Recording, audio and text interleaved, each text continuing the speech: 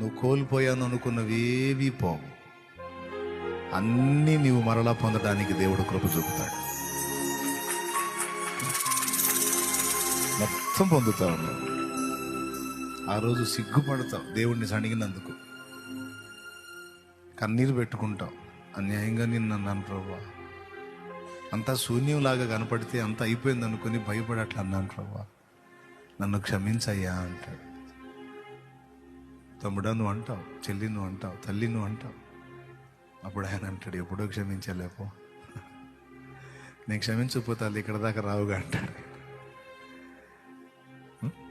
ఆయన పాదాలు పట్టుకుందాం. అవును కదా తండ్రి, ఏంది నేను ఇంత తేడా పడ్డాను? ఏది పోదు నాయన, నేను ఏది నష్టపోను. నేను ఇక్కడ మిస్ అయినా అనుకున్నవన్నీ నీ చేత భద్రంగా ఉన్నాయి, నీ దగ్గర ఉన్నాయి నాయన.